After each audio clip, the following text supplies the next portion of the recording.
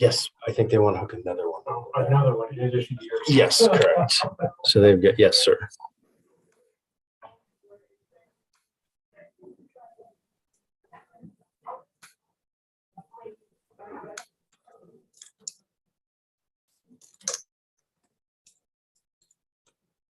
All right, let me make sure.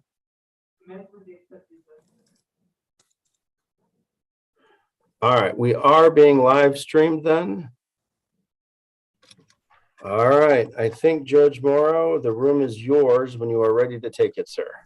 All right, very good. Thank you so much. I think the first order of business is to call the case. So this is, if I can find the name of our case. One second here. I knew this was going to happen to me.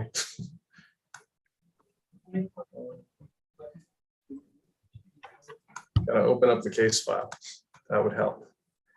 All right, let's call Dakota Weirs versus Lush Fertilizer, Inc. Could I have entries of appearance by the plaintiff, please? Hi, Your Honor. We have preliminary matters for the plaintiff. May I say them? Let's get just your entry first, and then we'll get entries of appearance from the defense, and then I'll swear everyone in, and then we'll do preliminary matters. Sound good? Yes, thank you, Your Honor. Yeah, so go ahead and give me your entry, counsel. Good afternoon, Your Honor, opposing counsel, and members of the jury. My name is Brakeen Mahoney, and I will be conducting the direct examination of Casey Rogers and the cross-examination of Blake Doncourt. Thank you very much. Hi, Your Honor. My name is Audrey Davies. I'll be conducting the opening argument, and I'll be doing the direct of Dakota Weirs and the cross of Dr. Devin Williams. Thank you very much. Good afternoon, Your Honor, opposing counsel, and members of the jury. My name is Olivia Moraine, and I'll be conducting the direct examination of Carson Durst, the cross of Skylar Weirs, and the closing statement. Thank you. Thank you, Ms. Moraine. And counsel for the plaintiffs, did you want to introduce your witnesses? Yes, Your Honor. May the witnesses introduce themselves. Yes, that would be great. Thank you. Good morning, Your Honor. My name is Sawyer Beardsley, and today I will be Carson Durst. Good morning. My name is Sutton Damiano, and today I will be Dr. Casey Rogers. My name is Sevilla Montoya, and today I will be Dakota Weirs. Thank you very much. All right. Entries of appearance from the defense, please.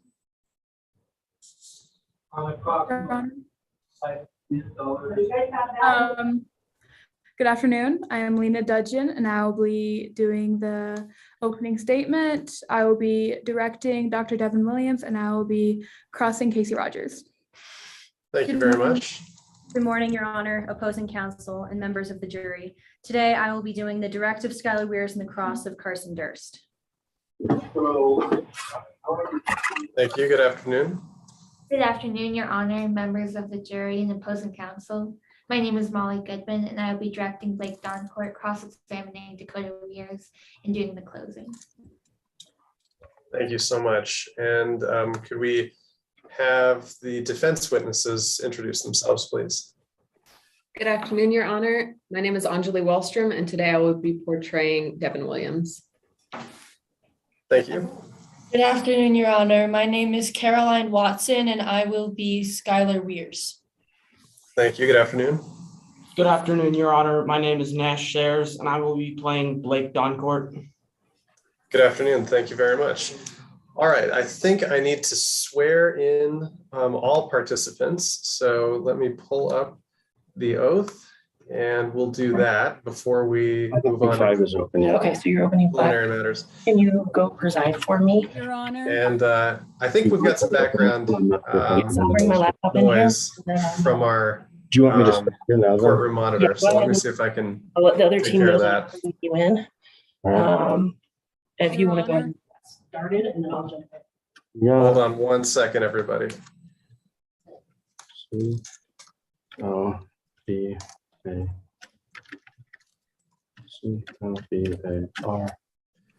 Mr. Courtroom Monitor, Judge White. Hello? Judge White, can you hear us? We're in courtroom 4 and we can hear you in the background. Hi, All right. Your Honor. This is scoring panelist Holly Ryan. Oh, hello.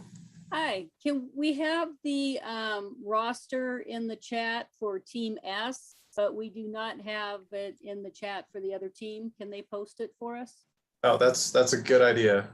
Team B, counsel for the defense, could somebody please put your team roster in the chat to help us keep track of who is who? I tried to write down everyone's names, but we might not have them all straight.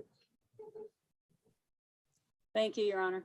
Oh, you bet. All right. If I could have all attorneys and witnesses, please raise your right hands, listen to this oath, and then say I do if you agree with it. Team members, please raise your right hands. Team members, do you All right, promise that after a the bit of a slow start, can everybody hear me okay in courtroom 5? Judge White, we're in courtroom 4 and we've been hearing you. Can you folks hear me okay? Can you hear us? This is courtroom 4. All right, let's see here. Oh my gosh. Admit the last.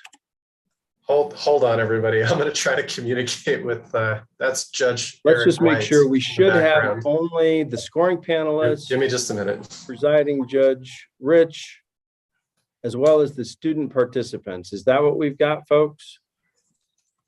Yes, Your Honor. And can we also, I think we have a timekeeper. I that guess we'll have let a in. timer as well. In other words, there should be no parents in this room. I don't know if he's talking to us. Judge White, are you talking All right, to that's courtroom what it's 4? looking like, I think. He's not talking to us, everybody. He's talking to All courtroom right. 5. He's Judge probably Rich, do you on feel a that you're different ready to roll, computer. sir? So just hang tight, everyone. We'll get this going. as All soon as right, Judge possible. Rich. Well, actually, I'm sorry, Judge. Let me get the live stream started. For the parents, well, I'm sure would appreciate it. I can't kick him out either because he's the meeting host. On the plaintiff and K on the defense, is that right? Nor can I mute him. So I've emailed the tournament director to see if she can get a message to him to mute. Did you get an answer to your question, Judge? Oh, dear Lord. No, it looks like all the participants are muted right now. But I'm going to use information by reading their names. It appears that that's correct. Did you get an answer to your question? Sorry, folks, bear with us. I just don't think it's productive for us to try to talk over this. So let me get that sorted out. Thank you for your patience. Yeah. Nice. Thank you, Kim. I think we're ready to go for it. Are the scoring panelists ready? Ms. Cox? Yes, Your Honor. Ms. Scott? Yes, Your Honor. We're listening to another round. Yes,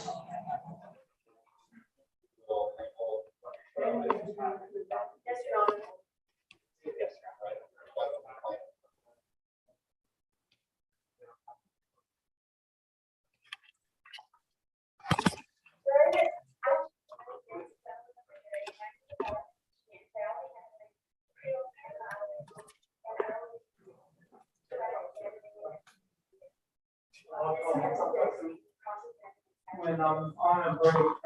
I'm looking for the tournament director's phone number, everybody. Hold on one second. I'll try to call her. Hello,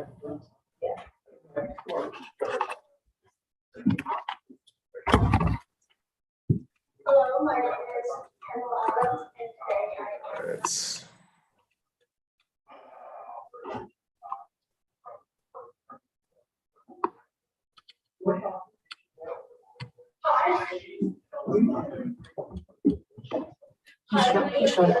What's the matter? I'm trying to mute this and I can't figure it. I think they can hear me.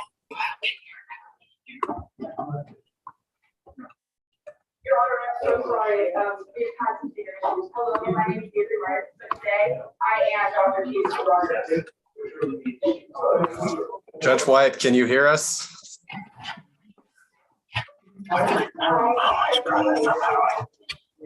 We can hear you whispering. Can you please mute? Hi, my name is Angel Dennis. Just mute yourself. I have texted the tournament director, which was what she requested in her orientation email. So hopefully she can take care of it. There we go. I think we're good. All right. Let's get back to the oath.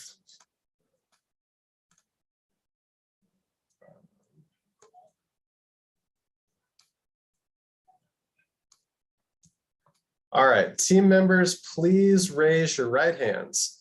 Team members, do you promise the presentation you are about to give will faithfully and truthfully conform to the facts and rules of the mock trial competition? If so, say I do. I do. I do. All right, and there's a separate oath in here for witnesses. Witnesses, do you promise that the testimony you are about to give will faithfully and truthfully conform to your witness statements, that you will not add material facts or opinions which are not contained in the case problem, and that you will follow the rules and procedures of the mock trial competition? If so, say I do. I do. Thank you very much. Gallery members, we'll say that's everybody else other than the scoring panelists, because you have a separate oath. So gallery members, including teacher and attorney coaches, family members, and friends, please raise your hands, your right hands. Do you promise to represent yourselves as positive role models and to behave in a manner that exemplifies ethical and professional sportsmanship during and after this mock trial round? If this applies to you, please say I do. And finally, scoring panelists, please raise your right hands. And I guess that includes me. Do you promise to adjudicate the mock trial competition as fairly and objectively as possible in accordance with the facts, procedures, and rules of the competition? I do. I do. Scoring panelist Stuhl? I do.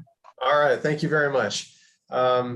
So let's move now to preliminary matters, and I'll just let everyone know that we were advised, because of bandwidth concerns, to keep the number of cameras on to a minimum. So I'm going to turn my camera off. I'll have the other scoring panelists do the same. So the speaking attorney and the particular witness, and then the other side's attorney can all have your cameras on.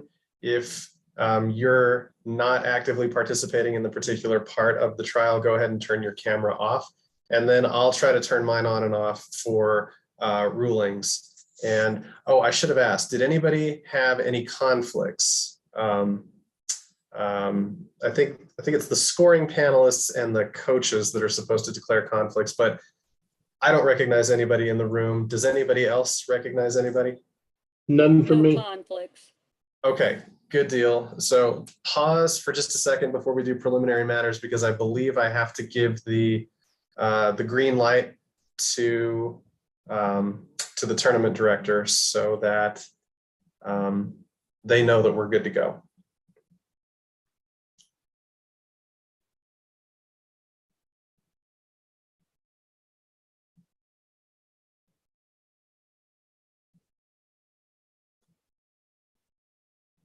And that's because if they have conflicts in other rooms, they might rotate around the scoring panelists. So they might take some of us out of here and switch us with people in other rooms. So everybody just gather your thoughts. We'll take a second to get the green light, and then we'll do preliminary matters.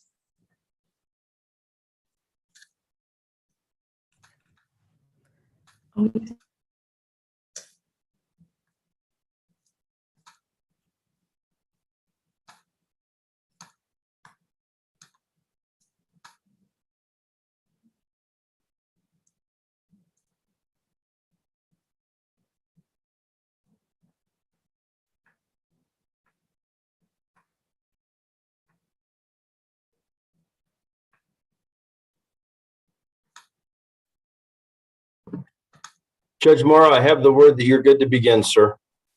Thank you very much. All right. Counsel for the plaintiff, you had preliminary matters for the court. Go ahead whenever you're ready. Thank you, Your Honor. Does Your Honor and members of the jury have copies of our team's trial roster? We sent it through the chat. I believe we do. Thank you very much. And does Your Honor and members of the jury have copies of the stipulated facts as well as the pretrial rulings? We do. We have those available to us. We would also ask that if there are any technical difficulties, that time will be stopped for both teams. That's fine. Anybody who has a technical difficulty, go ahead and speak up whenever that happens. Thank you, Your Honor. We request that any leftover time from our closing statement be reserved for rebuttal. That's fine. And that is all. Thank you, Your Honor. All right. Thank you very much. Are there any preliminary or housekeeping matters from the defense other than those covered by the plaintiff? Yes, Your Honor. Sorry, I'm currently typing in our roster. Not a problem. Anyway, I'm not sure if they said this, but we request that all stipulated facts be admitted. And you cut out just a little bit. You asked that the stipulated facts be admitted? Yes. Is there any objection from the plaintiff? No, Your Honor. All right, that's granted. And then we ask that the witnesses be constructively, what? Sorry, never mind. We ask that admitted exhibits remain on the witness stand for ease of reference. That's fine. And then finally, we have, we're doing this at the school, we have classroom announcements. So there might be some in the middle of this trial. We ask that we be allowed to pause and mute.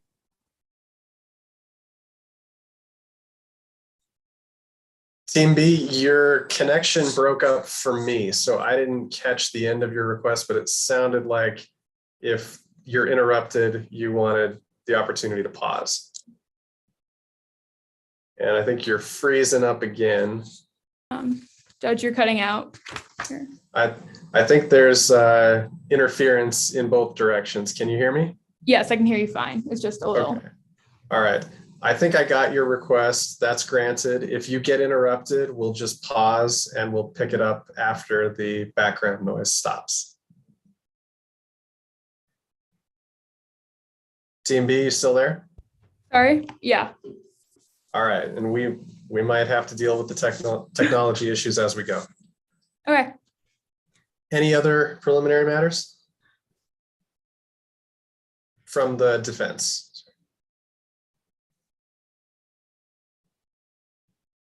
Team B, you there? Counsel for defendant? Sorry, Arnie, you keep cutting out. What did you say? Any other preliminary matters? No, Your Honor. All right, great. Are we ready then for opening statement by counsel for the plaintiff? Yes, Your Honor. All right, whenever you're ready, go ahead. The price of Lush fertilizer cutting corners cost Dakota Weirs her life. Dakota was a picture-perfect student in high school. She was an extremely talented piano player who competed in many competitions and was headed to Juilliard for college on a full ride scholarship for piano. She was a dedicated student who maintained great grades, and she gave back to her community by working at a local homeless shelter and completing community service. While participating in these activities and focusing on her studies, Dakota also worked at Haven Landscaping, a local small business. At this job, she spread Lush fertilizer, a fertilizer containing the chemical called Drufo. The evidence you will hear today will prove that this chemical is carcinogenic. Today, we will prove to you that Lush fertilizer is linked to the causation of Dakota Weir's non-Hodgkin lymphoma, which is a debilitating type of cancer. The first witness you will hear from will be Carson Durst, an individual who previously worked as a product development manager for Lush Fertilizer.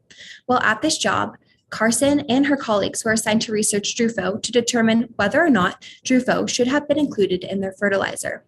Carson will then tell you that Drufo proved to be carcinogenic for humans and linked to causing non-Hodgkin's lymphoma. However, despite the health risks, Lush decided to incorporate Drufo in their fertilizer as it showed better production results. In addition, Lush could have baked Drufo to minimize the dangers of the chemical, but decided it cost too much money. Carson knew that Lush was producing an extremely dangerous fertilizer that humans should not use, which led him to find another job for a more responsible company. Next, you will hear from our expert, Dr. Casey Rogers. Dr. Rogers is an expert in the field of agriculture who studies the prolonged effects of working with specific chemicals. Dr. Rogers' research is specifically focused on the long-term health effects of prolonged exposure to potentially harmful substances like Drufo. After many different trials and immense research, Dr. Rogers concluded that with prolonged exposure to Drufo, individuals were 10 times more likely to be diagnosed with cancer compared to the individuals who were not exposed. Finally, you will hear from Dakota, the plaintiff herself. She will tell you that she was a well-rounded kid with many interests. However, once she developed non-Hodgkin lymphoma, her life changed completely. Dakota will tell you the mental and physical challenges she has experienced due to cancer. Dakota experiences chest pains, chills, swollen lymph nodes, fatigue, bruising, and more. Due to these symptoms, Dakota cannot play the piano for long periods of time, a hobby that brings her immense amounts of joy. She cannot attend Juilliard in the fall. She cannot work anymore, and she cannot live the normal teenage life that everyone deserves to live. Her life has been turned upside down. The plaintiff has the burden of proof to a preponderance of evidence in this case to prove 4 specific things. 1, Lush Fertilizer manufactured a product containing a chemical compound known as Drufo. 2, Lush Fertilizer was negligent by failing to exercise reasonable care to prevent the product from creating an unreasonable risk of harm to persons who might reasonably be expected to use the product in the manner the defendant might have reasonably expected. 3, Dakota was one of those persons the defendant should reasonably have expected to use the product. And 4, Dakota Weirs had damages and injuries. Lush Fertilizer cut corners to save money. These shortcuts cost Dakota Weirs the ability to live a normal life and complete her hobbies.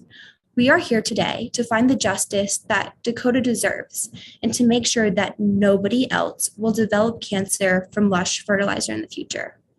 At the end of this case, we will ask you to find a verdict, and we are confident that after listening to this case and all of the evidence you're going to find, that Dakota was irreparably harmed by Lush Fertilizer.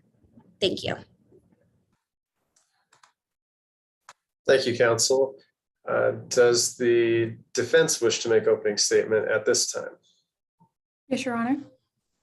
Very good. And I'll let you know if we have any technology issues on my end. Okay, thank you.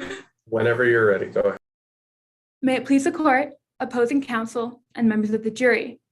Show me a hero and I'll write you a tragedy. Good morning. My name is Lena Dudgeon, along with my co-counsel, Molly Goodwin and Emma Ryan. We represent Lush Fertilizer in today's case. We are here to demonstrate that our client, Lush Fertilizer, was not negligent in the production and distribution of its fertilizer. Today, you'll hear about a compound found in Lush Fertilizer called Drufo. Drufo is a revolution in the field of agriculture. It not only is cost-effective to the consumer, but beneficial to the environment. Users only have to apply Drufo once or twice a year, compared to the 5 or 6 times of that of its competitors. This means less nitrogen to raise crops, less nitrogen in the water. Drufo makes the world a better place. Drufo is a hero. Now, some people disagree. Others want to keep this product off the shelf. The plaintiffs today will present their case and try to convince you that this product is not safe and in fact harmful. Today, you will hear about the efforts of Lush's competitors who spent billions of dollars to destroy the reputation of Lush. These competitors want to turn Drufo into a tragedy. Now, members of the jury, why are you here today? Standing before you today is a plaintiff, Dakota Weirs. The plaintiff will allege that the use of Lush Fertilizer was the cause of their tragic diagnosis of non-Hodgkin lymphoma. But I want you to pay attention in the details in today's case. You will hear that Dakota Weirs was suffering from that condition from over a year until one day after watching the news, they started to suspect that it was Luscious Fertilizer's fault. Remember what I mentioned earlier? Lush's competitors spent billions of dollars to destroy the reputation of Drufo. These efforts are the reason why we are here today. Show me a hero, and I'll write you a tragedy. Members of the jury, the evidence in today's case will show that this product is completely safe and does not cause cancer, and is meant to benefit you, the consumer, and the environment. To help you reach this understanding, the defense will call 3 witnesses to the stand. First, the defense will call Dr. Devin Williams. Dr. Williams is an expert in the field of pharmacotoxicology.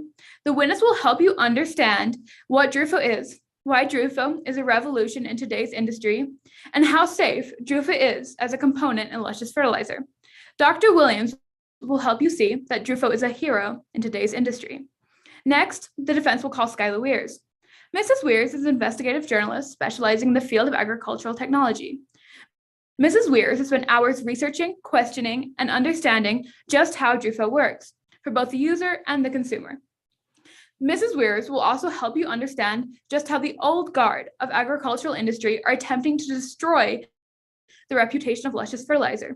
She will help you see their attempts to turn Drufo into a tragedy. Finally, you will hear from the CEO of Lush Fertilizer himself, Blake Doncourt. Mr. Doncourt did not have to be here today, but he chose to do so because he believes in complete transparency. He will tell you that Lush Fertilizer is a company committed to great environmental and safety practices. His contributions to the product and the planet will help you realize that Lush did not contribute to the plaintiff's condition. At the conclusion of today's case, we will ask you to find that the plaintiff has not met their burden of proof, that Lush Fertilizer is either dangerous or caused Dakota Weirs' cancer. The plaintiff has failed to eliminate a majority of the variables that could be responsible for their cancer. You will see the hero and the attempts at tragedy. Thank you.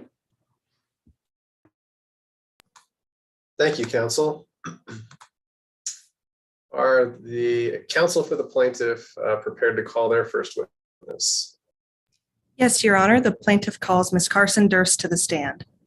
All right, Ms. Durst, you're already sworn, so counsel, whenever you're ready. Thank you, Your Honor. Good afternoon, Ms. Durst. My name is Olivia Moraine, and I'm just going to ask you a few questions. To begin, please state your name for the jury. Hi, my name is Carson Durst. And what is your current field of employment? I'm currently the lead product developer for Terrace Greenery. I oversee Terrace Greenery development of fertilizers and lawn enhancement products. And could you explain to us how you entered this field? Well, I started working out as an intern for the research and development team for Lush Fertilizer back in 2003, and then became an official employee for the company. After that, I moved on to Terrace Greenery. And could you explain your roles during your employment at Lush Fertilizer? I started out as an intern and then got hired as a full-time employee. I quickly rose through the ranks, and after about 3 months, I found myself a full-time position as a product development engineer. And what did being a product development engineer entail? My main task was researching one of the chemical compounds found in Drufo. And what did you uncover while researching this chemical compound? Well, I found one study from England that the chemical compound may be carcinogenic in rats, and I documented that study in my lab notebook. At this time, I would like to ask Ms. Durst to please direct her attention to what has been marked as Exhibit 3. Ms. Durst, are you familiar with this exhibit? Yes, this was the study that I found while researching Drufo. It labels that it's carcinogenic in rats and suggests further studies on humans. And did you personally review this document? Yes, I personally reviewed and documented this study in my lab notebook. And this is a fair and accurate representation of the study that you found, reviewed, and documented? Yes, it is. Your Honor, I respectfully request permission to admit what has been marked as Exhibit 3 to evidence. Any objection to 3? Lack of proper foundation. Response? Well, in reference to the Foundation 602 objection, Your Honor, this witness has established that she personally found, read, reviewed, and documented the study, and according to the stipulations, we can presume its authenticity. The objection to foundation is overruled. 3 will be admitted. Thank you, Your Honor. Your Honor, at this time, may I please have permission to publish to the jury via screen share what has been marked as Exhibit 3? That's fine. Let me know if you don't have permission to screen share, in which case we might have to track down Judge White. Okay, perfect. My co-counsel is actually communicating that they don't have the permission. It's all right with me if the jury just is able to have that in their records and Ms. Durst can just reference it from her paper copy. All right, I think in the interest of saving time, let's proceed in that fashion. All of the panelists have access to the exhibits, and I will get a message to the courtroom monitor that we need permission to screen share. Thank you very much. Thank you. Ms. Durst, as you look at this study, can you tell me, when you documented findings such as this in your lab notebook, what would come of them? Usually the project leader reads the notebook and then decides whether to further explore certain components. So did Lush Fertilizer follow up about this particular finding? Jerry Langley, the product manager, reviewed my notebook like always, but I cannot be sure that the senior manager.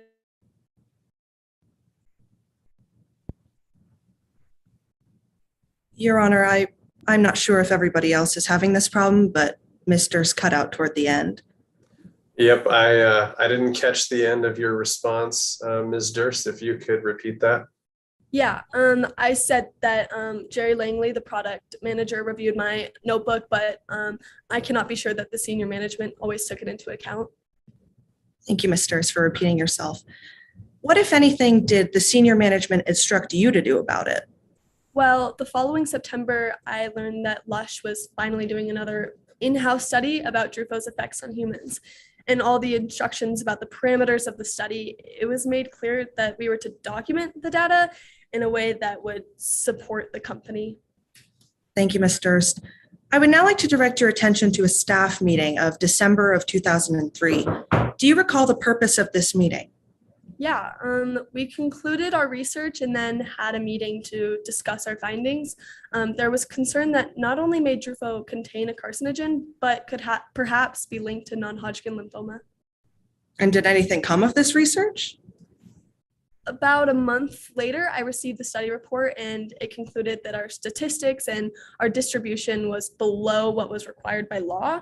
Non-Hodgkin lymphoma was not addressed anywhere in the report, but it does go on to recommend baking Drufo to eliminate the possibility of it being considered carcinogenic. So did anything particularly stand out to you from that report? I mean, the suggestion to bake the Drufo was framed in a way to make it seem like the company was just going above and beyond what was necessary to comply with the safety standards. I mean, just another one of the many ways Lush tried to protect their shiny image. Wow. Was it common in your experience for the Lush company to behave this way? Oh yeah, I mean, the upper management had designed a narrative that they wanted everyone to exist within. In this case especially, Lush needed Drufo to succeed because it was critical to their continued financial success. What makes you so sure of this? From my own research and several other reports that I've read, I have no doubt that Lush knew about the risk about Drufo and its non-baked Drufo form and could form non-Hodgkin lymphoma. And what effect, if any, did this belief have on you? Well, all of a sudden there was a lot more pushback for my role in the choice assignments. The quality of my work was criticized and I was accused of not pulling my weight. And did you attempt to do anything about this poor treatment? Well, of course. I mean, I attempted to tell Blake Doncourt about Jerry and how she was being unfair and had it out for me, but he refused to intervene and told me that I needed to grow up and was lucky to even have the job. Then what happened? I could see the writing on the wall and immediately started looking for a new job. Wow. What did you do after quitting? Like I mentioned before, that's when I found out about Terrace Greenery. They had some openings for product development engineers, my exact area of expertise, so I applied. And what was your reason for taking the job at Terrace? Well, actually, I'm actually happy. I'm glad you asked that.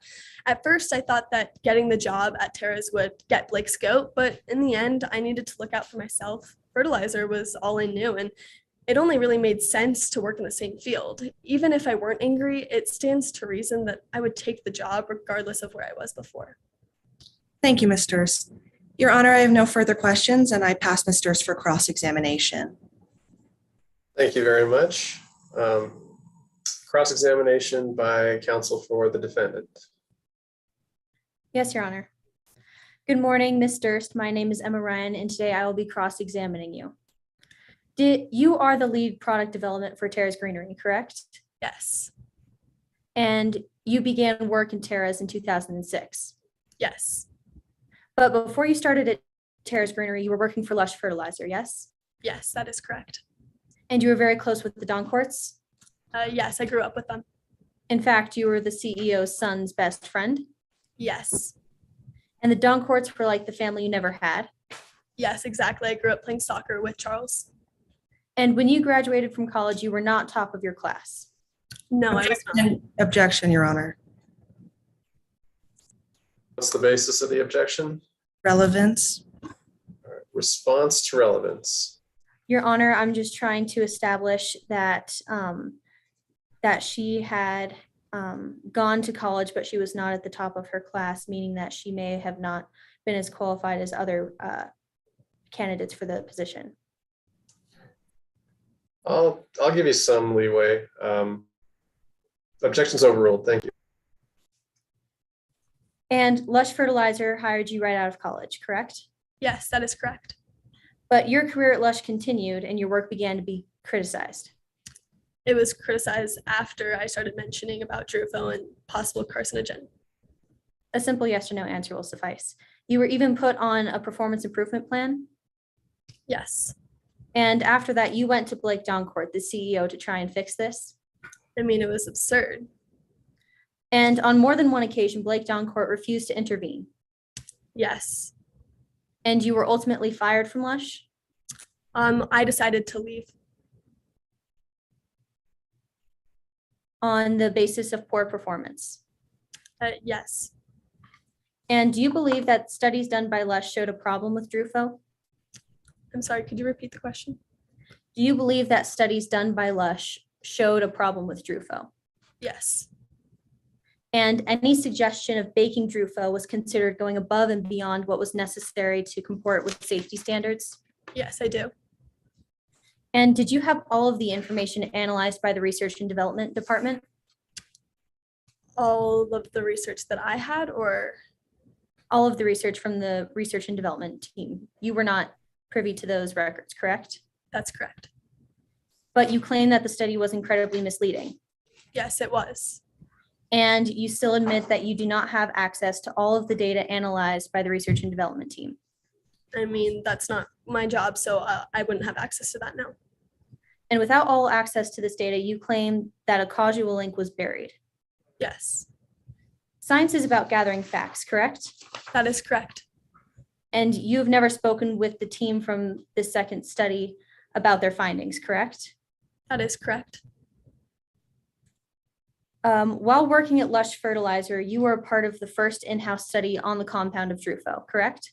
Yes. And as a part of your job, you were in charge of collecting research? Yes, I was. Now, you mentioned a study suggesting that Drufo may be carcinogenic in rats. This is correct? Yes, I did find that. In this study, if you look back at it, their conclusion, the authors of the study did not conclusively find a link between Drufo and cancer. Objection, correct? Your Honor. What's the basis of the objection? Hearsay. Response to hearsay. Your Honor, under Rule 8036, this is an exception to hearsay because it is a record of regularly conducted activity. I'm going to ask you to lay more foundation if you think it qualifies under 806. Yes, Your Honor. Could you re-identify this document? What is this? All right. I'm sorry, can you address the question again? Could you please restate what this document is, Exhibit 3? This is the document that I found about the possibility of a carcinogen in rats. And was this document produced by the scientists who had conducted the study? No. Would the results of such a study be kept in a form like this? Is this the typical way that reports are laid out? Yes. And was this document kept by the Mattis Bernard Cancer Research Center? Objection, Your Honor. What's the basis of the objection? Opposing counsel is asking my witness to speculate about how scientific researchers keep their data, but she has no personal knowledge of this information. All right, so I think the objection is speculation and lack of personal knowledge. Response? Your Honor, I'm simply asking her if this document is something that which she would typically see when she was doing her research. All right, counsel, let me just, we're in a constructive sidebar. Help me understand what's the origin of this document? Is this just something that the witness found on the web, or was she involved in the creation of this document, or is it, help me understand that. She was not a part of this study. This is a document that she found while researching. Okay, and she's not testifying as an expert witness, right? Correct. Okay, I'm going to sustain the objection to hearsay, the original objection, and let's go ahead and move on from asking her to quote from the document. Yes, Your Honor. Going back to your work at Terrace Greenery, could you restate why you were fired from the company? Well, I mean, they didn't think that I was pulling my weight, which was totally unfair. All right.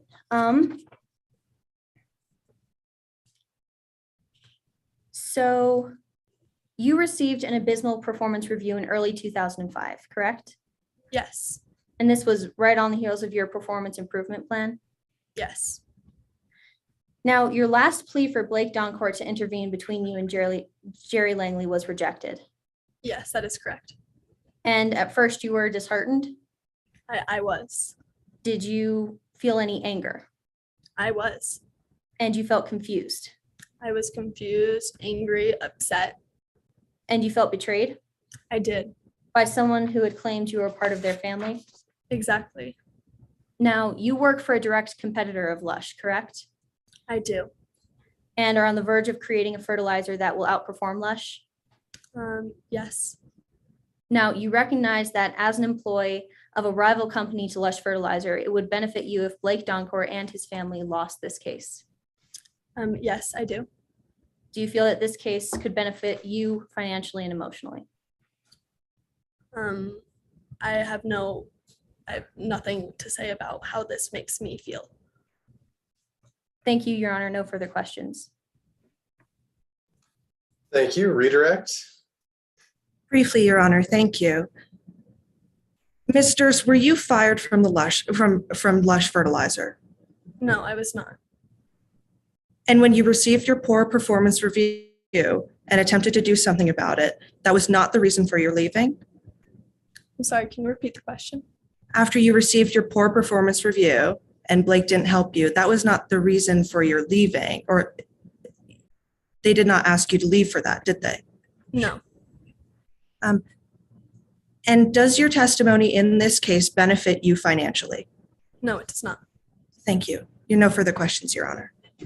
All right, thank you, and thank you, Ms. Durst. You can step down.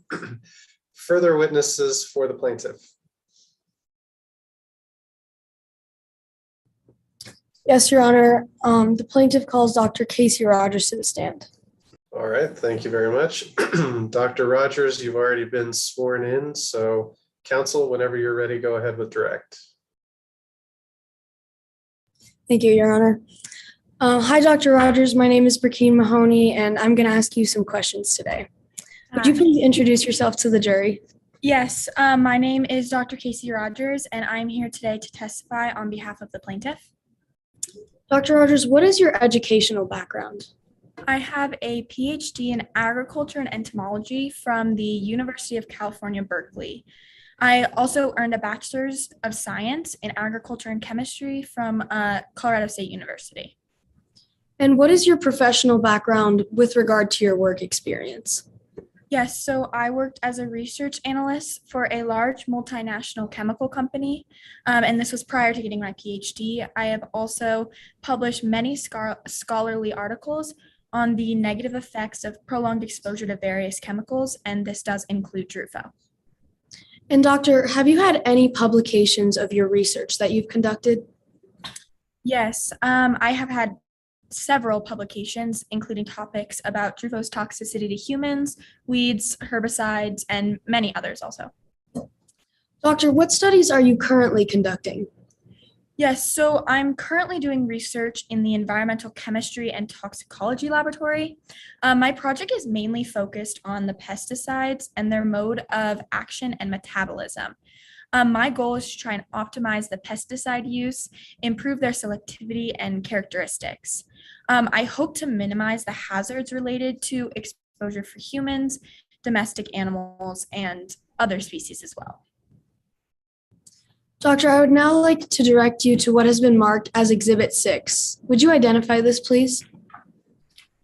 Yes, this is my curriculum vitae, which includes all of my education and also professional work background. And when did you make this curriculum vitae? I created it at the beginning of my career and have continuated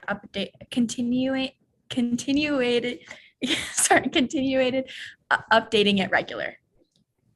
Your Honor, I now move for the admission of Exhibit 6. Any objection to 6? No objection, Your Honor. All right, 6 is admitted. Permission to screen share Exhibit 6 to the jury, Your Honor. You may, and I'm told that we should all be able to do screen share now. So give it Yes. a try. One moment for my co-counsel. Never mind, Your Honor, we're still having some technical difficulties with it, but it's okay. As long as the jury has a copy of the exhibit, we can. I did put a PDF of all the exhibits in the chat, so all the scoring panelists should be able to look at that and reference it. Perfect. Thank you, Your Honor. All right. Doctor, I would now like to direct you to Exhibit 7. Would you identify this exhibit, please? Yes, Exhibit 7 is a list of all my publications. And when did you make this list? I made this at the beginning of my career, and again, I have continued updating it whenever I post a new publication. Your Honor, I now move for the admission of Exhibit 7 into evidence. Any objection to 7? Lack of proper foundation, Your Honor. Response to foundation. Your Honor, this is a record of regularly conducted activity. An adequate foundation has been laid as we have established that the witness regularly updates this exhibit and created it at the start of her career. I'm going to overrule the objection to lack of foundation, and that being the only objection, I will admit Exhibit 7. Thank you, Your Honor. Now, Doctor, were any of your studies published? Yes, as seen in my list of publications, all of them were published. Your Honor, at this time, I offer Dr. Casey Rogers as an expert in the fields of pesticide chemistry and toxicology. Any objection or voir dire? No objection, Your Honor. And no voir dire on the qualifications, I assume? No. I guess if there's no objection. All right. The doctor will be so qualified. You can proceed. Doctor, can you please explain what Drufo is to the jury? Of course. To put simply, Drufo is a patented ingredient that is used in fertilizer to keep the fertilizer preserved and intact. It was developed in 2003 by the scientists on Lush Fertilizers research and development team. And Doctor, you mentioned several of your publications. Have you ever studied Drufo before? Yes, I have. I've studied it for many, many years. I've looked at the harmful effects of prolonged exposure to chemicals and the effect on the body. I had heard after the release of Drufo that there were some negative effects.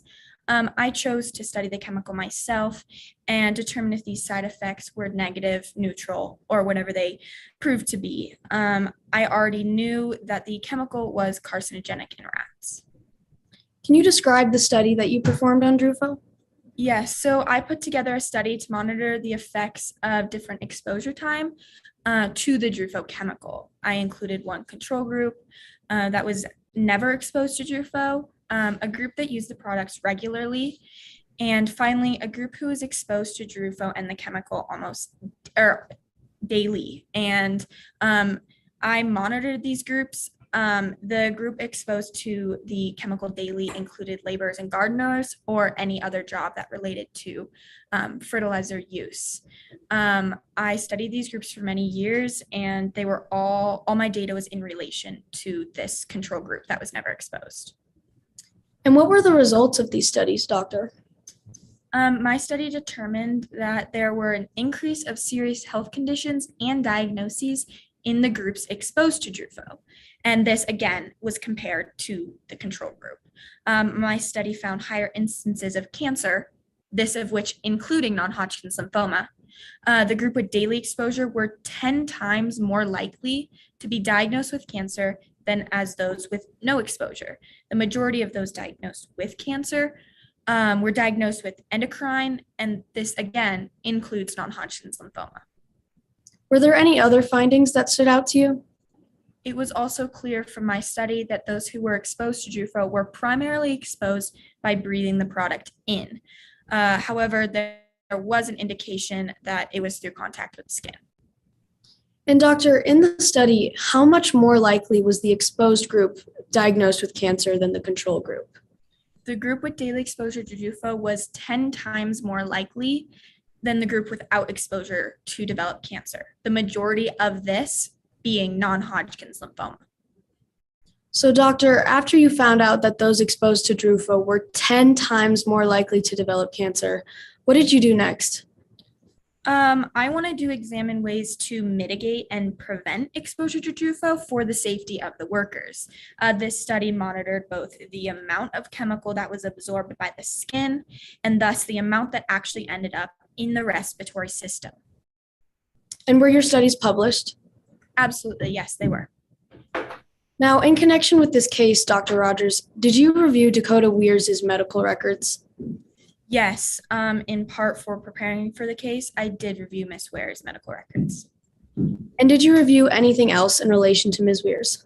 Absolutely. I also reviewed her employment records. And what did you learn from reviewing these records?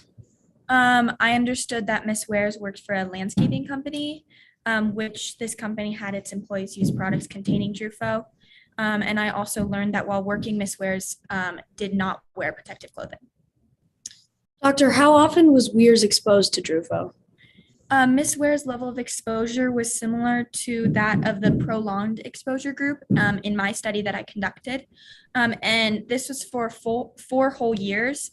And again, without wearing protective clothing. So doctor, just to clarify, in your expert opinion, is there a correlation between Drufo and non-Hodgkin's lymphoma? The evidence of my study shows that there is in fact a correlation between Drufo and non-Hodgkin's lymphoma. So the answer to your question is yes. And what is your opinion about the use of Drufo?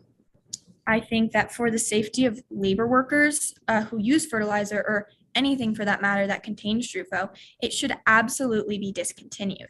I have made recommendations for steps that should be taken to reduce exposure and related risks. However, I don't believe that Drufo should be on the market. The risks that it presents far outweigh the benefits. It is way too unsafe. Thank you, Dr. Rogers. No further questions, Your Honor. Thank you very much, counsel. Cross-examination? Yes, Your Honor. May I proceed? Whenever you're ready, go for it. Good morning, good afternoon, sorry, Dr. Rogers. I am Lena Dudgeon. I'll be asking a few questions. May you please keep your answers to a simple yes or no?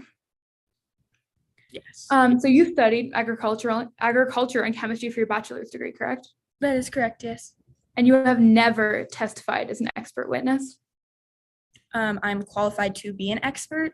Objection, Your Honor. Relevance. Overruled. So you have never testified as an expert witness? I have not. And you believe, well, you said in your statement, if this case goes the way you want it, you'll be on the forefront of all future Drufo cases. I cannot see the future, so I can assume, but it is not for sure, no. And you believe, and you claim that all chemicals can affect the body, not just Drufo? I mean, it depends on the chemical, but you can assume so. I don't know all chemicals everywhere, but I know for sure that Drufo does cause, there is a correlation between Drufo and non-Hodgkin's lymphoma. And for the sake of time, just yes or no would suffice. So you did a study in which you allegedly found that Drufo does cause cancer. That is correct. And those who are regularly exposed are 10 times more likely? Yes, 10 times more likely. And those less regularly exposed are 5 times more likely? Yes, as compared to the control group, which was never exposed to Drufo. And in your statement, you never claimed for this work to be peer reviewed? I don't believe I need my work to be checked, as I am qualified and I trust the numbers, and that is what the numbers tell me. So you're saying that your work is not peer reviewed? It doesn't need to be. So your often exposed control group were a group of farmers, correct?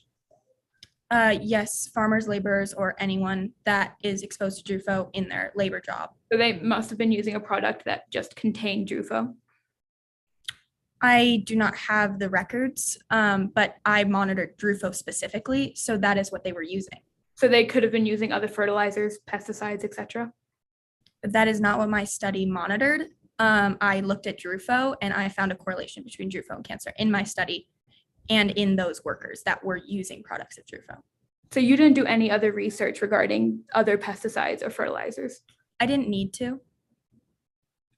And so you say that pesticides can be contracted through the skin or absorbed through the skin? Yes, or through breathing in. And Mrs. Weirs was exposed to several fertilizer brands during her time at Havens Landscaping? That is not something that I have the knowledge of.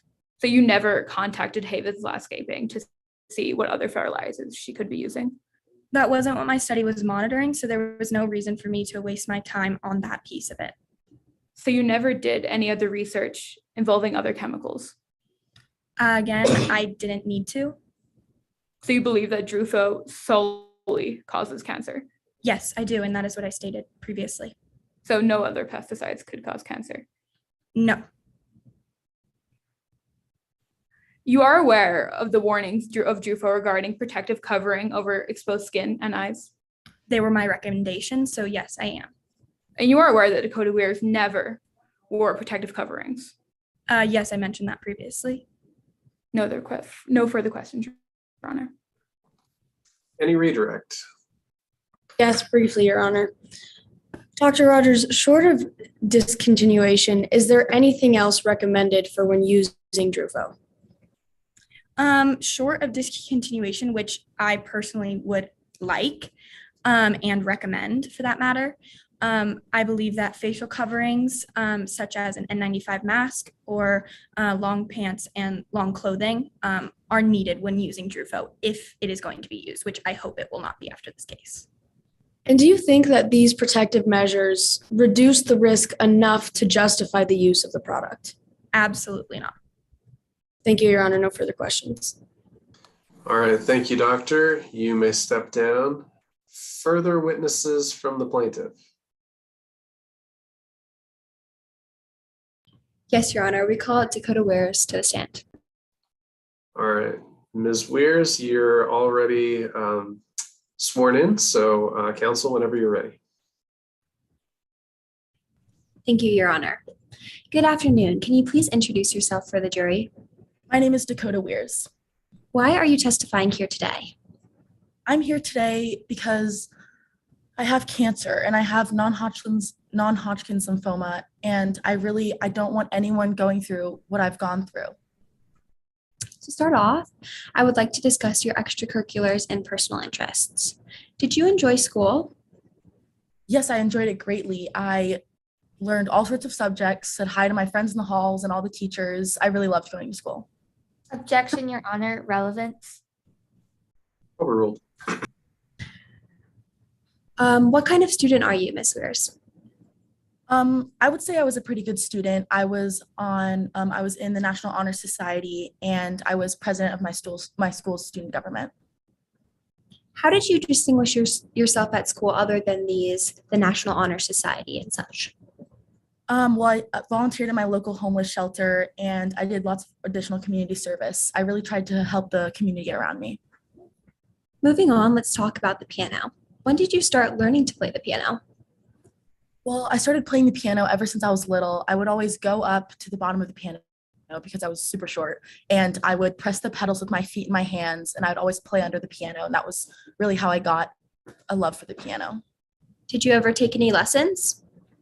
At first I didn't because I mainly just practiced with my grandpa. It was sort of a natural talent. Do you still play with your grandpa? No, I do not. He died when I was 7. Objection, Your Honor. I'm sorry, but relevance. Yeah, Counsel, I'm going to ask that you move on. Okay.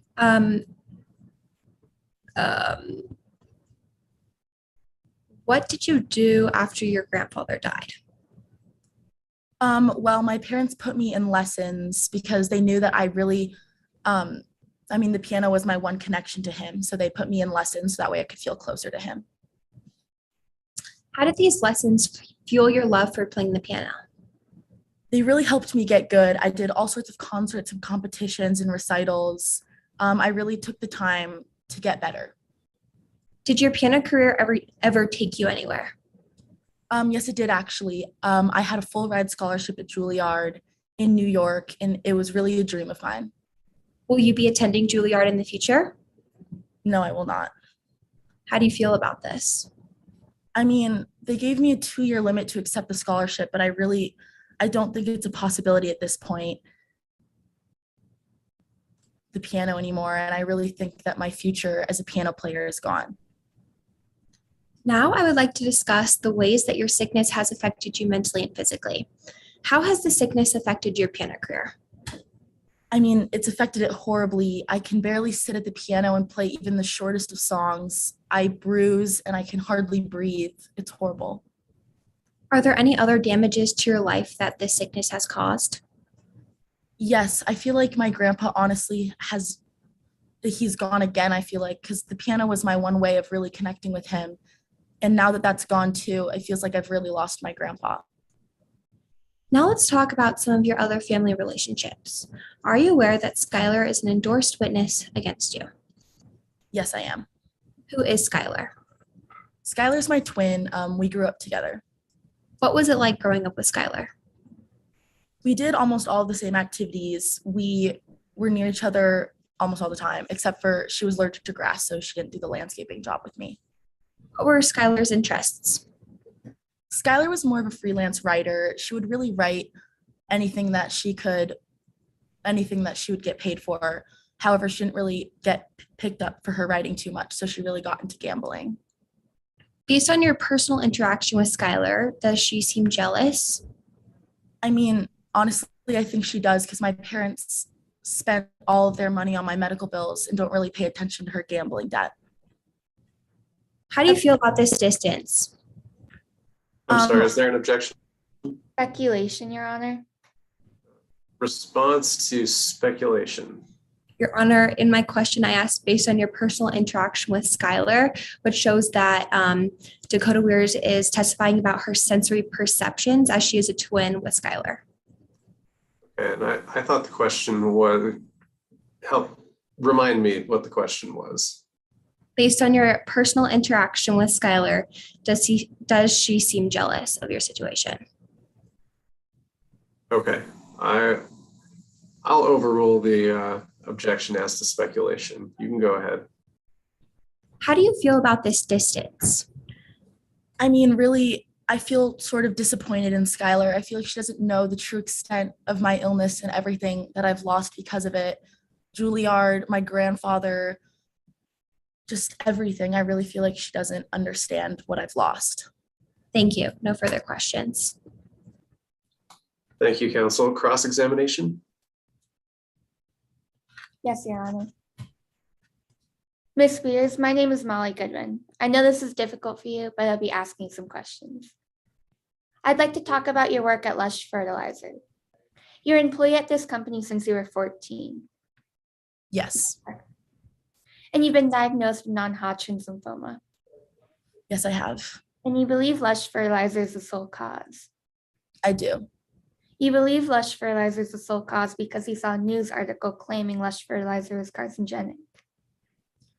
Yes, I've seen so many things that Drufo, the product I was working with, is poisonous. A simple yes or no will do. And only after seeing this news article did you feel Lush Fertilizer was responsible? Yes. Now, Ms. Weers, Haven Landscaping used multiple types of fertilizer, is that correct? We used a couple, but one I was really sure that I used was Lush Fertilizer. And lawn chemicals? Yes, lots of chemicals. And Haven Landscaping stopped using Lush Fertilizer around your third year on the job? I believe so. So the last time you used Lush Fertilizer is when you were 17, is that correct?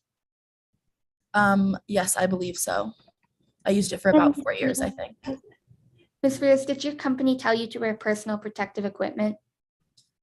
I mean, my boss did occasionally, but everyone around me wasn't, including the adults that I was working with. But that's a yes. Yes. And you didn't wear gloves? No, like I said earlier, everyone around me wasn't either, so it didn't seem like a big deal at the Didn't wear time. long sleeves? No, I did not. Can my witness please finish her statements when she's answering the question, please? Yeah, I'll just ask that everybody, based on the technology, make sure you wait to ask the next question and, witness, wait until the question is finished being asked before you answer. All right. Thank you very much. So you didn't wear long sleeves? No, I did not. It was very hot outside. And you didn't wear long pants? No, like I said earlier, it was very hot and everyone around me wasn't, so it didn't seem like a very big deal. A simple yes or no will do. And you didn't wear a mask? No, I did not. I have no further questions. Thank you. Any redirect? Yes, Your Honor. Just briefly. Ms. Wears, why didn't you wear protective gear? At the time, it really didn't seem like a big deal. Everyone around me, including the adults, weren't wearing any of the protective gear necessary because of the hot weather. Thank you. No further questions. All right. Thank you, Ms. Weir. You can step down. And are there further witnesses from the plaintiff? No, Your Honor. Thank you. All right. The plaintiff has rested. It is my understanding that we do not entertain halftime motions. Correct me if I'm wrong on that. Okay. So does anyone need a brief break before we move on to the defense case? Your Honor, the defense requests a quick recess, please. Okay, why don't we all take 5 minutes? I don't know if anyone needs to use the restroom or anything like that, but let's take 5. So we'll be back in 5 minutes to start with the defense case.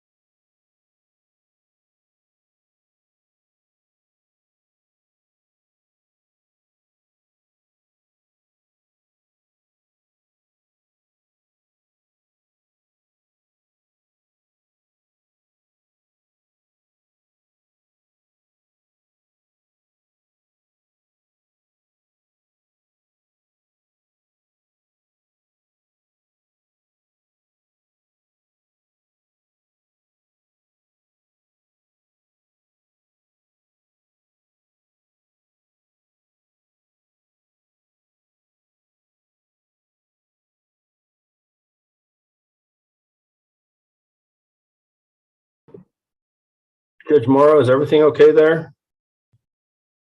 Everything is good. We're on a 5-minute break between the plaintiff's case and the defense case. All right, thank you, sir. You bet. Thank you.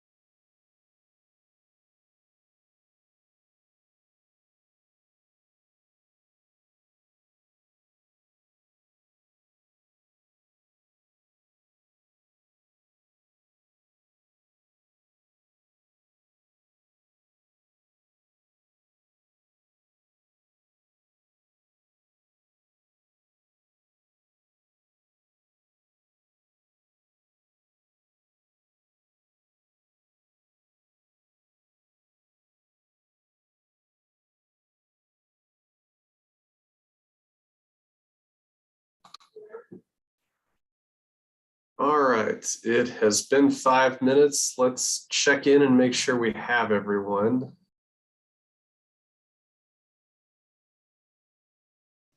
Counsel for the Bookkeeper Holly plaintiff. is present.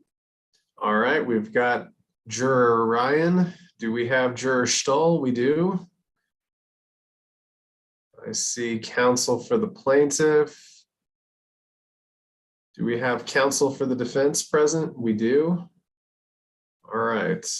And does anybody know if any witnesses are missing? Just speak up if so. Otherwise, I think we're probably ready to proceed. All right. Let's go ahead with, does the defense wish to present a case?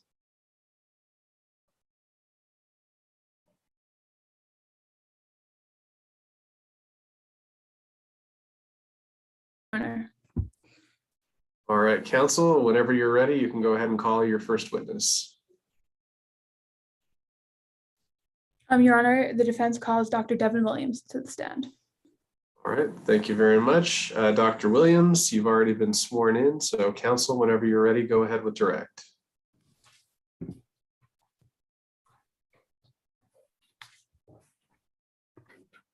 All right. Good morning, Dr. Williams, or good afternoon, Dr. Williams. I'm Lena Dudgeon, and I'll be asking you a few questions. Can you please state your name and spell your last name for the court? My name is Devin Williams, Williams. And what exactly do you do, Dr. Williams? Currently, I am employed at Lush Fertilizer as one of the lead researchers in the labs of research and development. And what does that consist of? It mainly consists of, reading data and checking to see what different chemicals or poisons could be harmful or potentially harmful to the human body. Did you go to college, Dr. Williams? I did go to college. Where at? I attended Colorado State University to receive my master's and my PhD in pharmacology and toxicology. And I attended the University of Utah for my bachelor's in science in toxicology as well. Dr. Williams, can you please, what'd you major in? I majored in pharmacology and toxicology. And Dr. Williams, can you please explain to us the topic of some of your publications? Absolutely. My publications primarily center around different poisons or chemicals and the reaction of different living organisms, such as rats, for instance.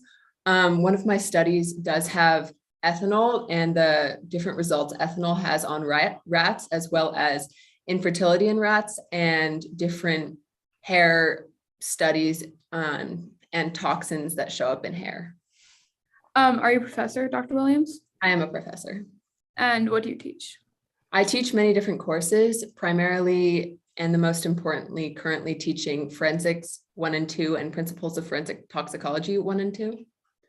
I also do teach my publications and presentations. If anyone on the jury would like to see my CV, I do believe it is in evidence. Dr. Williams, what exactly is pharmacotoxicology? Pharmaceutical toxicology is simply explained as looking at the human body or different living organisms and the effect different chemical poisons could have on it, and how to neutralize those harms is what I do.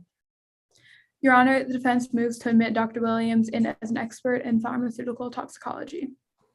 Any objection or voir dire? So long as the witness's testimony and expert opinions are confined to toxicology and pharmacology, we have no objection, Your Honor. Right, I think the request is to qualify her in the area of pharmaceutical toxicology, and I'm not clear if there's a distinction between pharmacology, toxicology, and pharmaceutical toxicology. Ms. Dudgeon, could you help me out here? I believe they are the same thing. Yeah. Okay. Sorry, Right. Your Honor.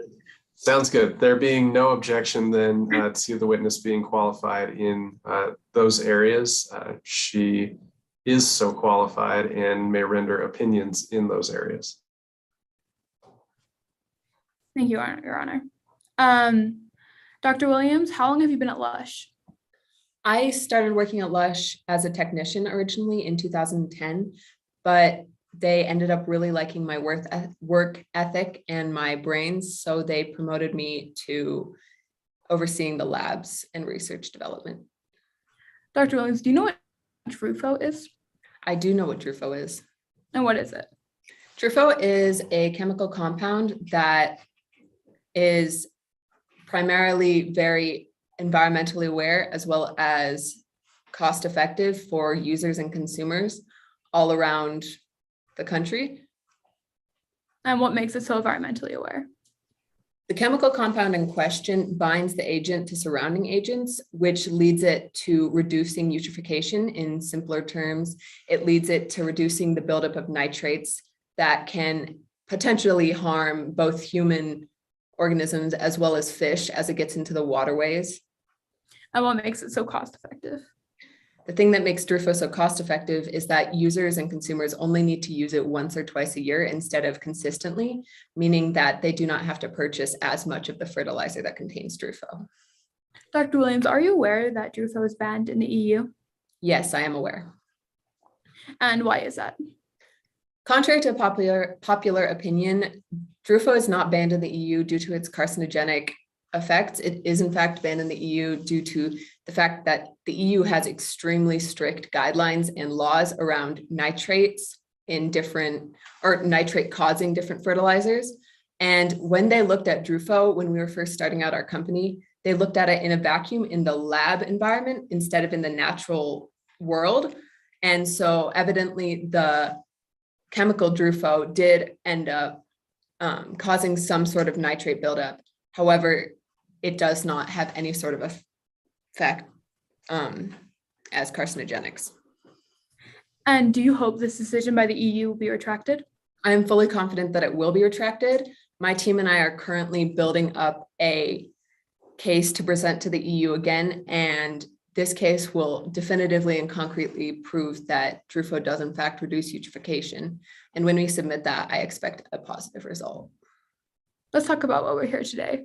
Dr. Williams, are you aware of the plaintiff? I am aware of the plaintiff. And are you aware of the plaintiff's condition? It is tragic to be diagnosed with non-Hodgkin lymphoma, yes. Do you think that Drufo can cause non-Hodgkin lymphoma? Absolutely not. There is no statistically significant evidence that proves that Drufo is capable of causing that. I do believe that there are many other fertilizers that the people in this industry are exposed to, and there could be many different factors, but I'm confident that non-Hodgkin lymphoma is not a result of Drufo. And do you believe there could be another factor resulting in non-Hodgkin lymphoma?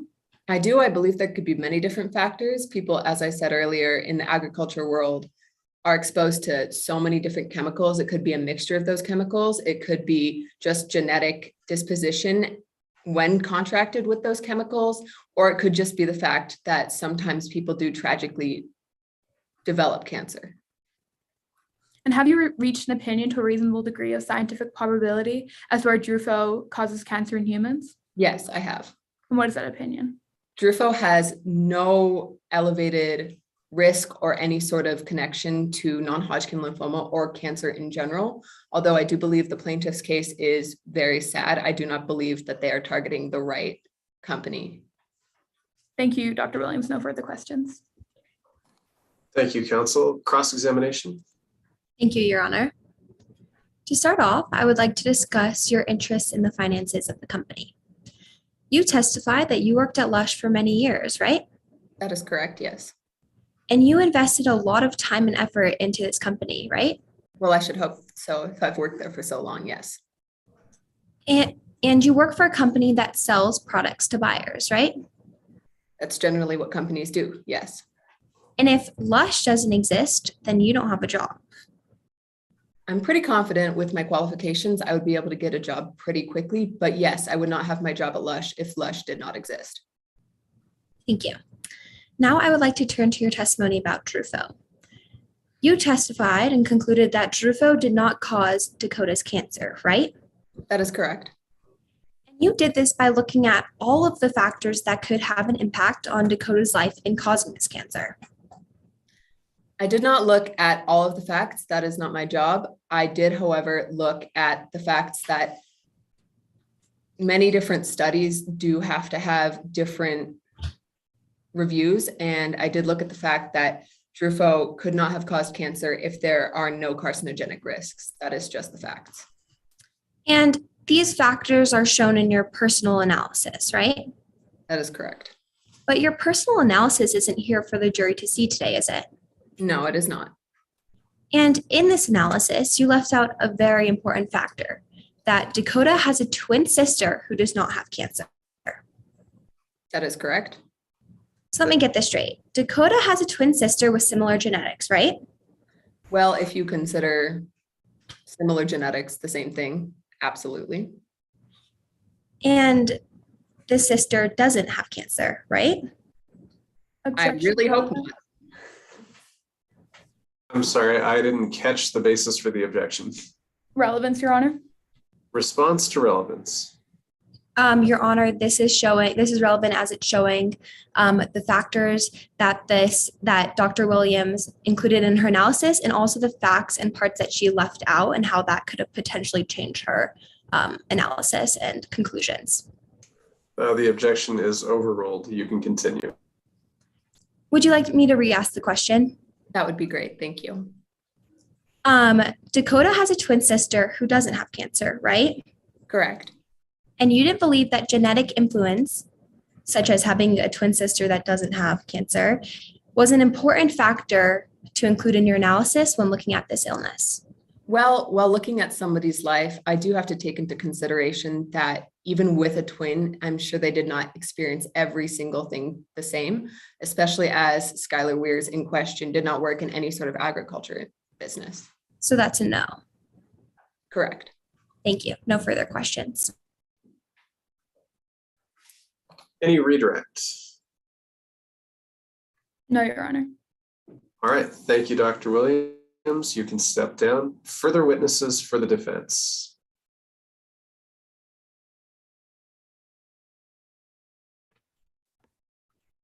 Sorry, Your Honor, we were having some technical issues.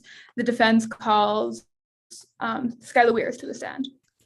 All right, Ms. Weirs. Good afternoon. You've already been sworn. So counsel, whenever you're ready.